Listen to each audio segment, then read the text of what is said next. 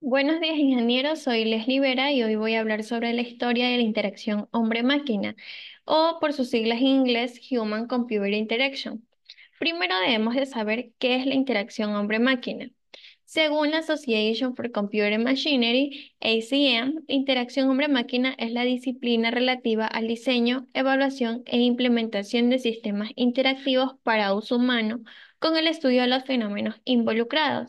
Acá tenemos una imagen de las etapas del ciclo de interacción que fueron descritas en 1986 por Donald Norman.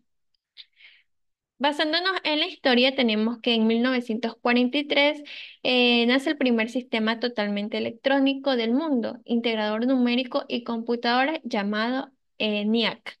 En 1944 tenemos a Mark I, que era una máquina revolucionaria en su época, ya que ayudó en aplicaciones prácticas y demostró el potencial de las computadoras en el cálculo científico e industrial. En 1960 tenemos a Joseph Karl Rovner Licklider, que una de sus labores más destacadas fue la introducción del concepto de interactividad dentro del mundo de los ordenadores de la época. En su famoso artículo Simbiosis hombre-ordenador, trató la necesidad de simplificar la interacción entre humanos y ordenador. Es por aquello que en 1962 formuló las primeras ideas de un sistema mundial de computadoras comunicadas entre sí, ideas que llegaron tiempo después al propio Larry Roberts, persona fundamental en el inicio de ARPANET. En abril de 1963, Licklider formuló en una serie de notas su esbozo de interconexión de ordenadores y en octubre del mismo año fue convocado por la ARPA y allí convenció entre otros a Robert Taylor o Lawrence Roberts de la importancia del concepto que había definido.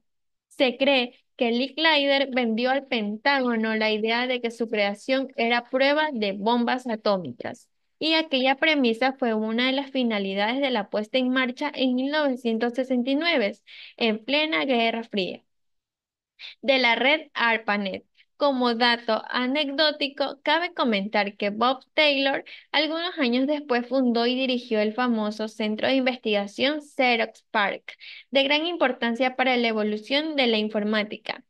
En 1963, Ivan Sutherland hizo dos de los aportes más revolucionarios al mundo de la computación. El primero y más importante se llamó Sketchpad. Sketchpad fue el primer programa que permitía escribir directamente sobre una pantalla. También fue el primero en aplicar el concepto del zoom. Su creación, que incluso hoy, casi 6 décadas después, sigue maravillando a los expertos por su funcionalidad, lo hizo merecedor en 1988 al reconocimiento más importante en las ciencias de la computación, el premio Turing. En 1965 tenemos al primer mouse. Douglas Engelbart y otros investigadores comenzaron a explorar la idea de interfaces de usuario más intuitivas. Engelbart desarrolló el primer prototipo del ratón y el concepto de ventanas. Posterior a esto, existieron muchos cambios al formato original. Se incorporó una rueda, se crearon mouse inalámbricos y el diseño fue cambiando a modelos más pequeños y ergonómicos. En 1969 tenemos a las ventanas traslapadas. Alan Kay propuso la idea de ventanas traslapadas. En 1979, uno de los sistemas comerciales que primero introdujo el uso de ventanas fue Lisp Machines y en Symbolic Lisp Machines. En 1970 se populariza el mouse y esto gracias a Xerox PARC, porque popularizó el mouse como un dispositivo de entrada práctico. En el mismo año tenemos a Smalltalk. Smalltalk es un lenguaje reflexivo de programación orientado a objetos y con un tipado dinámico. Por sus características, Smalltalk suele ser considerado como un entorno de objetos donde incluso el propio sistema es un objeto. Metafóricamente, se puede considerar que un small talk es un mundo virtual donde viven objetos que se comunican entre sí mediante el envío de mensajes. En 1975, David Canfield Smith, entonces empleado de Xerox, acuñó el término icono para referirse a este tipo de imágenes, las interfaces de los Apple Macintosh y Microsoft Windows.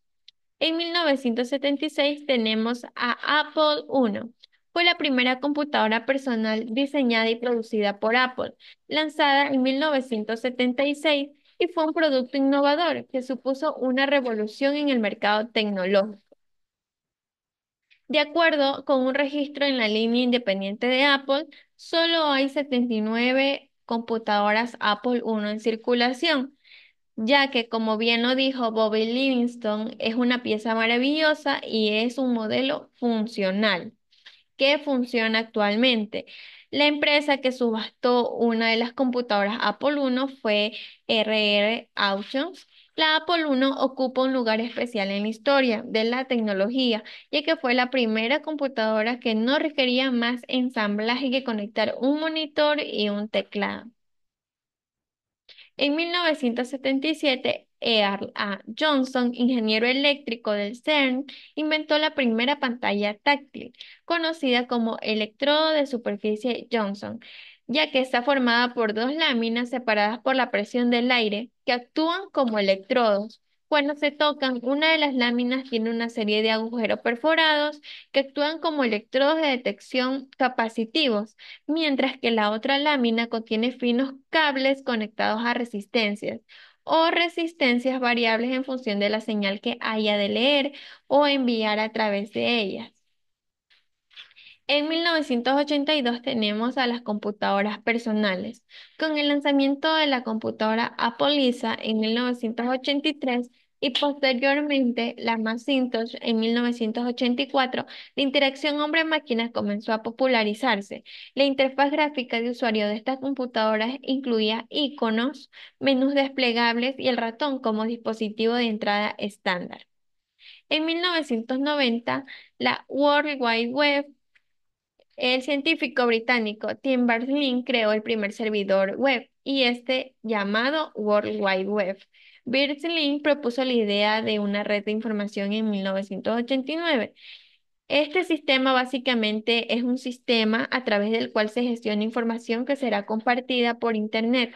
Es necesario tener conexión a Internet a través de alguna aplicación para poder utilizar la web, por ejemplo, Chrome, Mozilla, Safari, entre otros navegadores web, que son herramientas de Internet que nos permiten acceder a un gran número de contenidos que a su vez nos direccionan a otras páginas y así sucesivamente.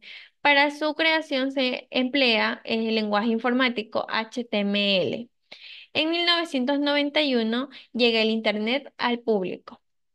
La llegada del Internet y los navegadores web en la década de los 90 expandió la interacción a nivel global. Los usuarios ya no interactuaban con sus computadoras, sino con otros sistemas a través de la red. Para el año 1993 hasta el 2000, los navegadores web como Mosaic y Netscape Navigator transformaron la interacción humano-computadora al introducir interfaces gráficas con botones y menús que facilitaban la navegación.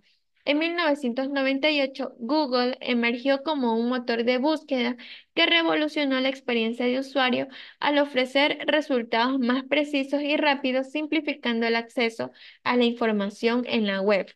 En 2010 tenemos a los smartphones, que básicamente son ordenadores de bolsillo con las capacidades de un teléfono móvil. Tiene una mayor capacidad de almacenar datos y realizar tareas. En el 2010 en adelante, los avances en inteligencia artificial surgieron interfaces basadas en reconocimientos de voz y gestos como Siri, Alexa y Google Assistant, que permitieron una interacción más natural y fluida. En el 2010, la realidad aumentada y realidad virtual ya es un hecho, ya que se han convertido en campos prometedores para la interacción hombre-máquina. La realidad virtual permite experiencias inmersivas a través de dispositivos como Oculus Rift y HTC Vive, mientras que la realidad aumentada implementada en aplicaciones como Pokémon Go superpone elementos digitales al mundo real. En el 2016, el reconocimiento facial ya es una parte de la tecnología, porque es capaz de comparar un rostro humano a partir de una imagen obtenida de una imagen digital o una secuencia de video con una identidad almacenada en una base de datos de rostros. En 2020, la telefonía móvil 5G es la quinta generación de redes móviles que permite conectar varios dispositivos inalámbricos a la vez. Existen velocidades de hasta 10 gigabytes por segundo, reducción del consumo de energía en la red hasta en un 90% y un aumento del número de dispositivos conectados. Para el año 2024, las interfaces cerebro-computadoras ya son más inmersivas, ya que es un sistema que permite establecer la comunicación directa entre el cerebro y un ordenador. La actividad eléctrica producida cuando las neuronas se disparan para comunicarse entre sí se procesa y se decodifica en comandos que se envían a un dispositivo para llevar a cabo una acción deseada.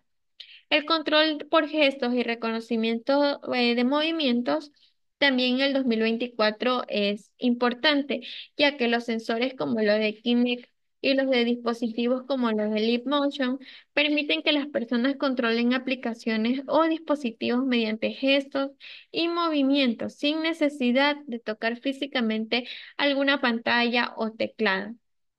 Gracias.